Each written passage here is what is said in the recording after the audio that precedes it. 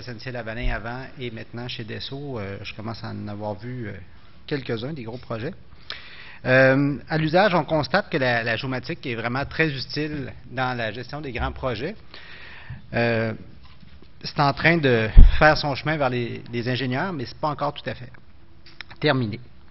En effet, quand on parle d'un projet multidisciplinaire, il y a, ça c'est quelques-unes des disciplines qui peuvent être impliquées dans nos projets, que ce soit les télécoms, l'énergie, l'infrastructure, l'environnement social, le milieu naturel, le transport, la géotechnique, l'hydraulique.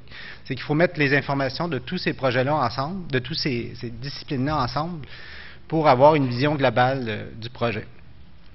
Comme vous vous en doutez, un projet multidisciplinaire gagne beaucoup à utiliser les services de la géomatique pour intégrer toutes ces informations-là. Mais, même en 2011, avec tous les GPS, avec Google Earth, avec toutes les applications sur les iPhones, sur les iPads, etc., les ingénieurs ne sont pas encore tout à fait convaincus toujours de la part de la géomatique. Il faut souvent les convaincre encore, malgré tout, parce que les gens ont encore très peur de l'inconnu. Ils perdent un peu le contrôle, là, je vais en reparler un petit peu plus tard. On est encore trop souvent utilisé comme des producteurs de cartes d'inventaire, alors que notre apport peut se trouver autant au niveau de la production, de la gestion de l'information, de l'analyse, de la synthèse de plus en plus, parce qu'on a de plus en plus d'outils d'analyse et comme les informations sont plus faciles à trouver qu'avant, aussi on peut participer plus dans l'analyse, la synthèse. Avant, il fallait partir de rien, il fallait numériser les choses. Maintenant, quand on regarde des données dans un projet, dans un pays moindrement où il y a un peu d'infrastructure, il y a des cartes, il y a des portails d'informations auxquels on peut avoir accès, donc on part plus de zéro comme avant. Par contre, c'est souvent de notre faute en tant que géomaticien où on va privilégier la technologie. On a hâte d'ouvrir les logiciels plutôt que de penser à ce qu'on va faire. Donc, il faut se mettre un petit peu à la place de nos clients pour qu'ils comprennent, pour bien comprendre leurs besoins puis leur proposer le bon outil. Souvent, on peut se comparer, quand on fait des présentations à des ingénieurs, on va voir qu'on est un peu vu comme les gens qui font des jeux vidéo. Faut passer par-dessus cette étape-là, puis savoir mettre l'information de l'avant et plus nécessairement la technologie. Il y a des gens qui développent des technologies, mais dans notre domaine à nous, ce qui est prime, ça doit être l'information. Pour réussir à faire ça, quand on a affaire à des équipes multidisciplinaires comme ça, c'est important que nous, nos géomaticiens, aient des connaissances variées, une bonne culture générale, qu'ils soient capables de comprendre que quand tu parles à un géotechnicien qui lui parle de stratigraphie, qu'on ait au moins une base sur les connaissances de ces gens-là, pour ne pas tout rapporter à nos connaissances à nous, mais être capable d'interpréter ce qu'ils nous disent. Donc, quand on parle, par définition, quand on parle d'un grand projet, ça signifie un changement important du milieu, que ce soit au Québec, que ce soit en Guinée, que ce soit en Algérie. S'il y a de l'espace pour faire un grand projet, voilà.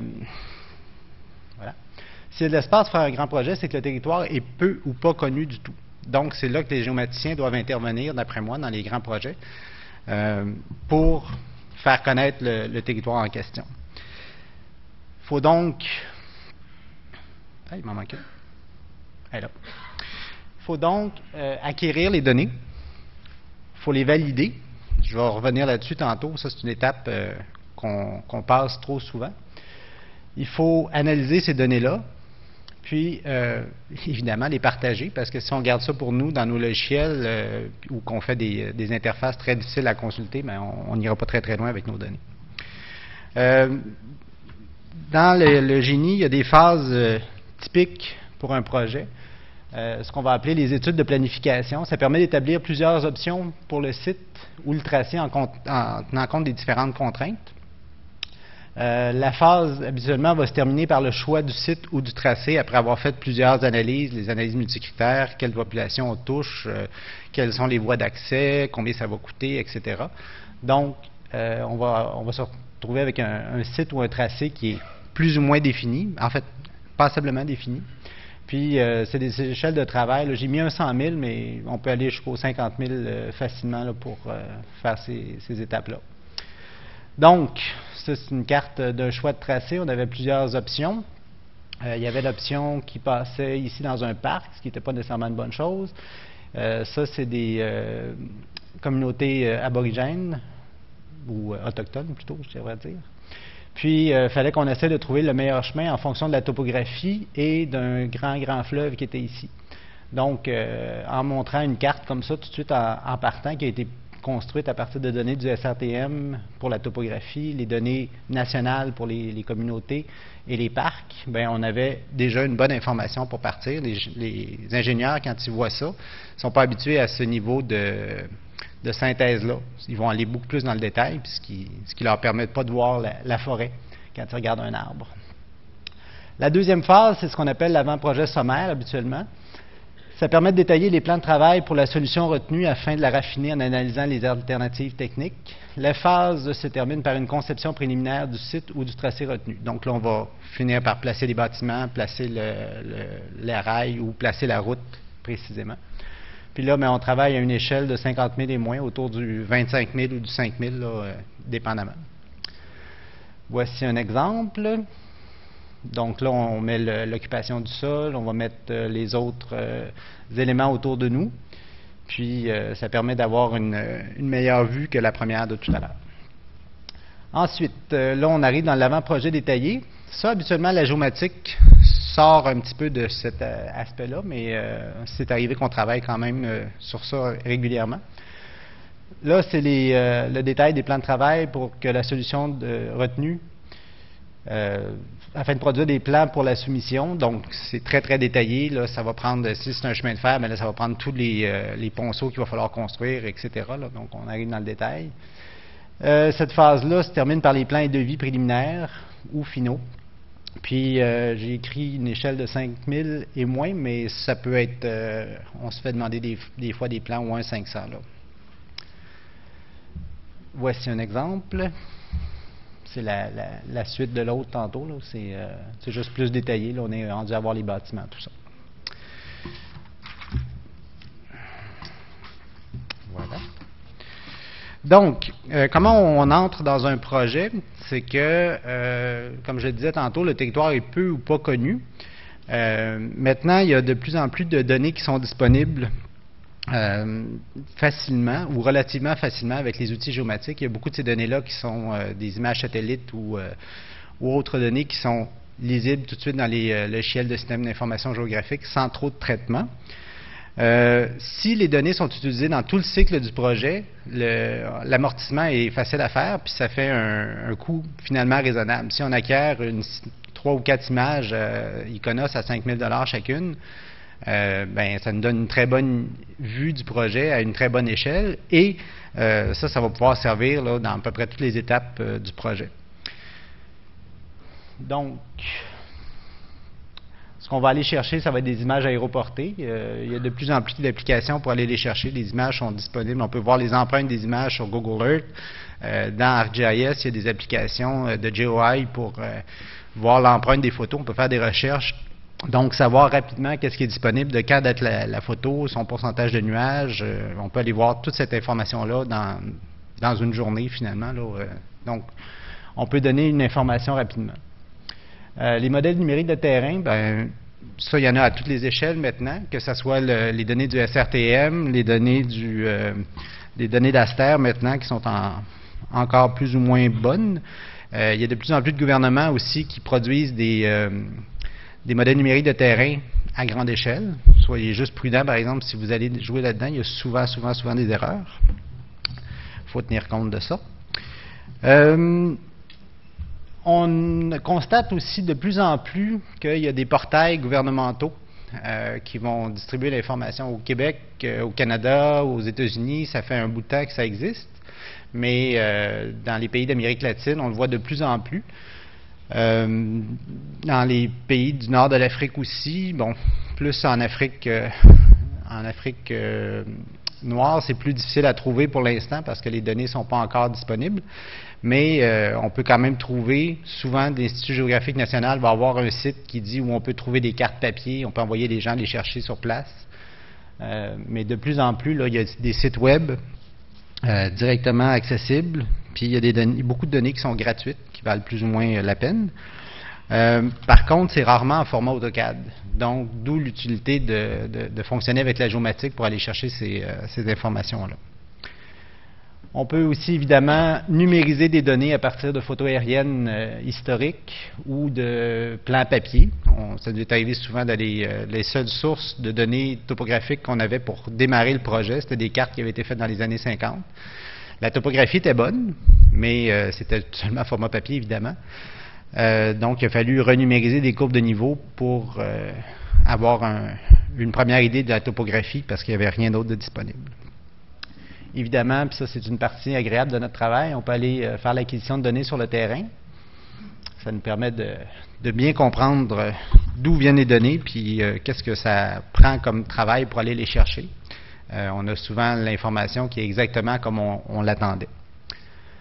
Il y a évidemment de plus en plus accessible. Il y a les relevés LIDAR, la photogrammétrie qui peut maintenant être faite à partir d'images satellites.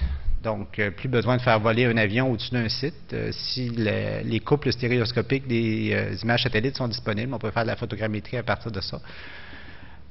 Ou envoyer tout simplement un avion ou un hélicoptère voler au-dessus de notre site qui nous rapporte des images et aussi une topographie très très fine, précise aux 20-25 cm pour les régions boisées. Par contre, il ne faut pas oublier que ça reste de la technologie à distance. On a eu quelques petits problèmes dans la jungle amazonienne l'année dernière. On s'était fait dire le LIDAR va fonctionner. Mais finalement, le nombre de points au sol qu'on avait était beaucoup plus limité que ce qu'on avait eu comme promesse. Parce qu'avec 5 couches de végétation, le signal LIDAR est un faisceau lumineux. S'il ne se rend pas jusqu'au sol, mais c'est bien dommage, mais on n'a pas de topographie. Pour faire l'intégration de ces données-là, évidemment, on part de la collecte des données. Ici, on va évaluer la pertinence d'une source de données ou non. Si elle n'est pas pertinente, bien évidemment, on l'exclut. Si elle est pertinente, on va en vérifier la qualité en essayant de faire des contre-vérifications sur d'autres données qu'on a. Si la qualité n'est pas satisfaisante, on va aller retraiter ces données-là ou partir de rien. Si la qualité est bonne, on va en vérifier la cohérence par rapport à d'autres sources de données en fonction de l'échelle et si l'échelle correspond, par exemple, si on a des frontières qui ont été acquises au 100 000 puis qu'on fait des cartes au 25 000 puis que la frontière est supposée passer le long d'une rivière, c'est certain qu'il va y avoir des corrections à faire, donc vérifier la cohérence par rapport à des données plus précises. Si tout fonctionne bien, on va faire l'intégration des données dans notre base de données. On va faire l'analyse, on va faire la cartographie, puis la diffusion. La diffusion peut être sous plusieurs formats, là, évidemment. Ça, c'est une étape qu'on oublie trop souvent parce que on escamote cette partie-là soit par empressement, soit par manque de temps. L'empressement à aller dans le logiciel. C'est un réflexe que j'ai vu chez beaucoup de géomaticiens. Il y a beaucoup de gens qui ont étudié en géomatique parce qu'ils aiment pouvoir jouer avec le 3D, ils aiment pouvoir voir les données tout de suite. On a le réflexe d'allumer le logiciel tout de suite puis de regarder qu'est-ce qui se passe dedans. Alors que faut quand même se poser des questions puis avoir un esprit critique.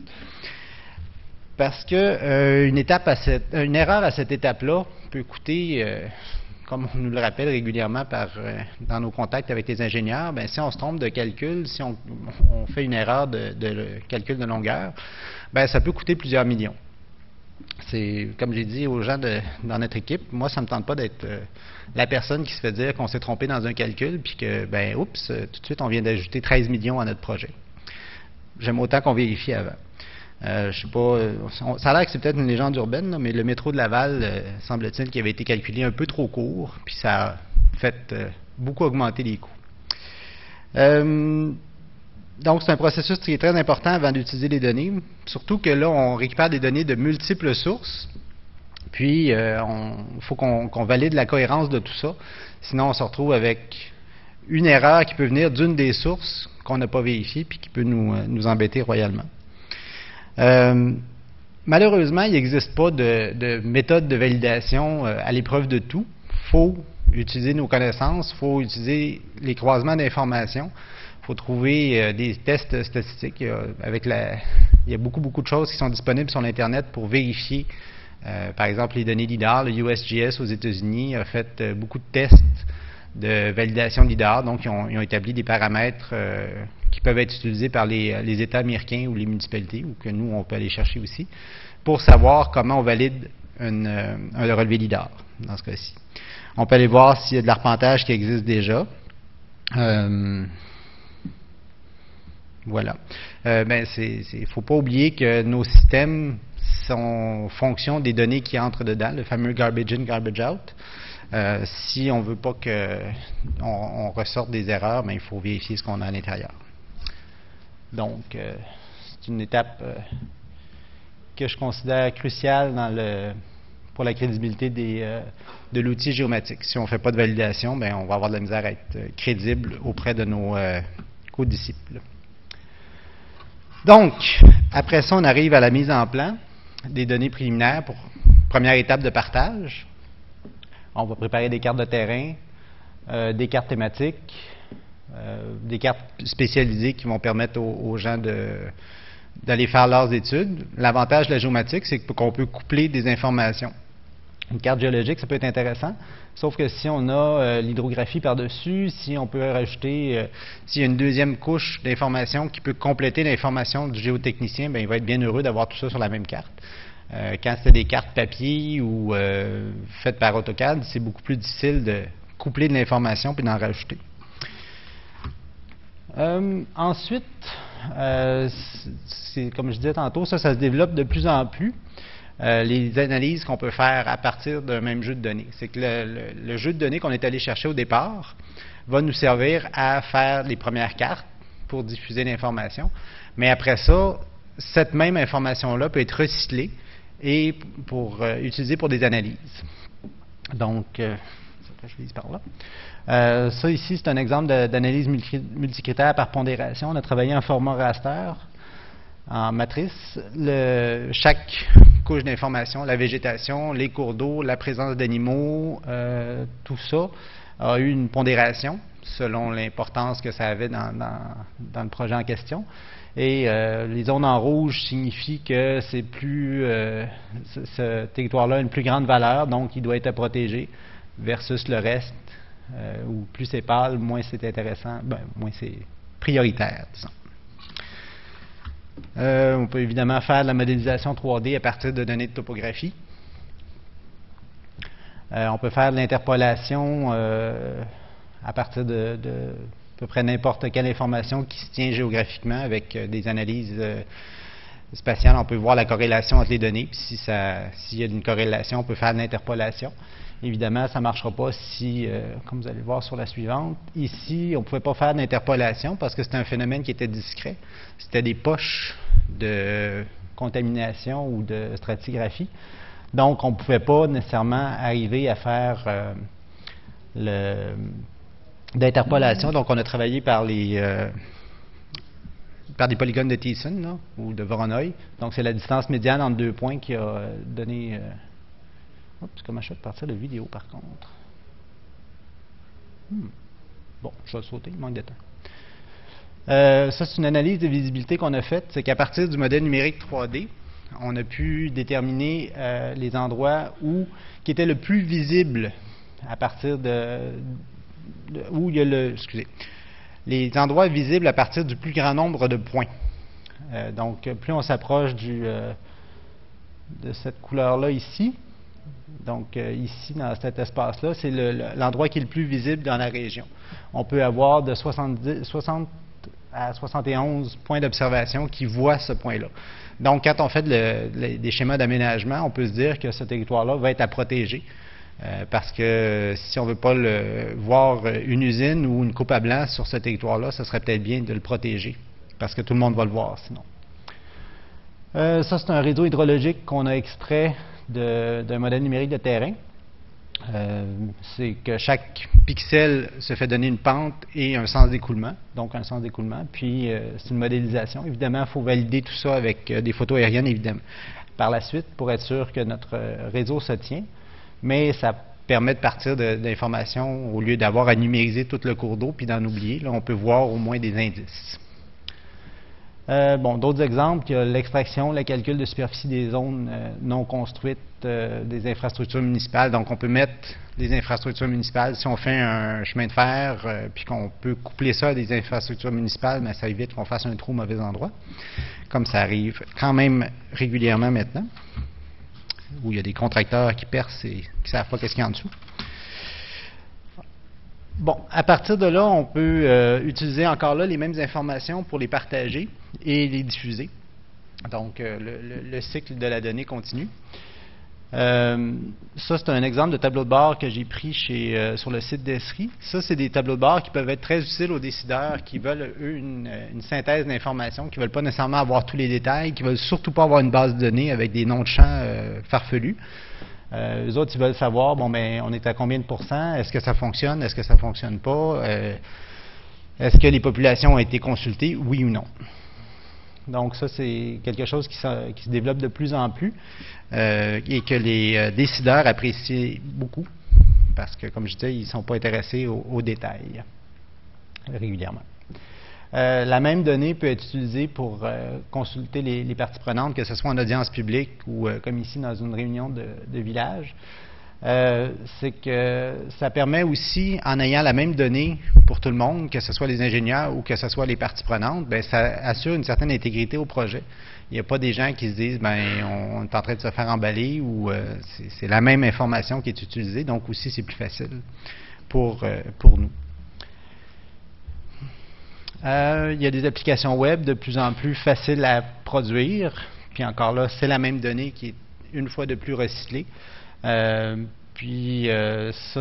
permet de partager la même information à tout le monde au lieu d'envoyer des cartes papier comme on faisait avant ou même des PDF puis s'assurer, ben, est-ce que le monsieur en Australie, il a la même version du PDF que le monsieur à Londres? Non, ben, il faudrait lui envoyer.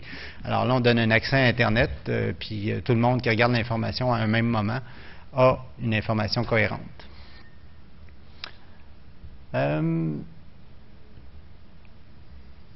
Aussi, parler un petit peu du dessin assisté par ordinateur versus la géomatique, ben c'est pas pareil. La géomatique va permettre la consultation des données, la gestion de données relationnelles, l'analyse spatiale, comme je le montrais tantôt, la représentation cartographique, l'intégration des données multisources pour toutes les étapes dont je parlais tantôt, les avant-projets sommaires. Par contre, le dessin AutoCAD va être plus efficace pour faire des dessins techniques détaillés, ce qu'on appelle les plans et devis. Mais c'est comme dans l'exemple ici, c'est quand même les données géomatiques qui ont été utilisées dans la cartographie détaillée avec des détails qui ont été rajoutés dans AutoCAD. Je termine avec des écueils qu'on rencontre souvent, puis heureusement des solutions aussi. Ce qu'on va voir, la planification est parfois difficile parce que la géomatique est impliquée souvent trop tard. On essaye de participer dès le départ à la planification du projet, mais ça dépend beaucoup des chargés de projet et des directeurs de projet, savoir s'ils croient en la géomatique ou non. S'ils n'ont jamais utilisé ça, ben c'est plus difficile de les convaincre. Parce qu'ils ont souvent un sentiment de perte de contrôle de l'information dans les autres disciplines, parce que là, ils voient la géomatique arriver, puis on dit, on va vous faire des bases de données, on va vous faire des portails web et tout ça, puis là, ben, ils se disent, OK, c'est correct, moi, je vais pouvoir consulter l'information, mais c'est pas moi qui décide qu'est-ce qui va être diffusé à qui, j'ai un peu peur. Donc, il faut partager cette information-là avec eux autres. Il y a encore, malheureusement, trop souvent de concurrence entre les services à l'interne, surtout le CAD versus les systèmes d'information géographique. Parce que la personne qui fait du dessin dans le domaine ferroviaire, ben, il s'attend à travailler sur le projet, puis quand on lui dit, ben nous, on va vous faire plein de données, ben là, il a peur, il s'inquiète, il perd le contrôle lui aussi. Il faut choisir la bonne solution technologique, parce que c'est pas parce qu'on est habitué avec un logiciel ou une suite de logiciels que c'est nécessairement approprié à tous les projets. Faut faire ce choix-là intelligemment. Il faut aussi convaincre les gens puis calculer le coût versus les bénéfices. Parce que trop de gens, dans le domaine de l'ingénierie, entre autres, sont fait promettre beaucoup de choses par les premières solutions géomatiques. Puis sont arrivés, puis bon, tu es un peu déçu. Là, on se fait dire, ben ça coûte cher vos produits, qu'est-ce que ça va nous apporter? Il faut faire ces réflexions-là. Il faut réussir à faire comprendre les possibilités de la géomatique par les autres disciplines. Puis, il faut gérer les attentes. Le fameux bouton qui fait tout, là, moi, je ne l'ai pas encore trouvé. Alors, mais encore, dans une réunion cette semaine, il y a quelqu'un qui disait, ben, on a juste à demander, c'est juste pas compliqué, on fait juste une requête puis ça fonctionne. Mais non, c'est pas encore tout à fait ça. Il y a quelques étapes avant. Puis souvent, les solutions qu'on va avoir pensées au départ, si le projet évolue, bien, la solution, le manque de souplesse va faire en sorte que ça ne fonctionnera pas aussi facilement qu'on le pensait. Les solutions que nous, on a trouvées, c'est de faire connaître la géomatique. À conclure, M. Arquin. Oui, c'est la dernière. Faire connaître la géomatique par des présentations et des exemples le plus souvent possible, le plus couramment. Puis c'est pas parce qu'on a fait une présentation il y a 2 ans que tout le monde a compris. Il faut la répéter, il faut la refaire régulièrement. Puis c'est avec ça qu'on va établir notre réputation. Je vous invite aussi à établir un réseau de contact avec les décideurs et non pas les gens qui sont au même niveau que vous nécessairement. C'est pas un dessinateur AutoCAD qui va décider d'investir 100 000 ou 300 000 $ en géomatique pour un projet. C'est pas lui qui va prendre la décision. Donc, allez vers les décideurs plutôt. Il faut faire une bonne réflexion avant de se lancer dans la technologie. Il faut rester réaliste sur les capacités des outils et des coûts. Puis concevoir des systèmes qui vont être souples et modulaires, qui pourront être adaptés aux changements. Et aussi, il faut identifier beaucoup les résistances. Pourquoi ils refusent? D'où ça vient est-ce que c'est une mauvaise expérience qu'ils ont eue? Puis il faut la préparer. Puis évidemment, se renouveler. Puis nous, on fait des post-mortem pour apprendre de nos erreurs, ce qui nous aide assez régulièrement aussi. Voilà. Merci beaucoup.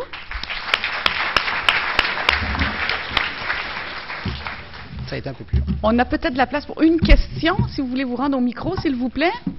Pendant ce temps-là, je vais demander aux autres participants, puisqu'il y a beaucoup de monde, de prendre place en avant. Il y a beaucoup de place en avant. Est-ce qu'il y aurait une question? Non, mais j'aimerais quand même remercier beaucoup M. Arquin pour de réussir à mettre en valeur le rôle de la géomatique, des géomaticiens dans les grands projets d'ingénierie. Je vous souhaite bonne chance pour vos projets futurs. Merci bien. Merci.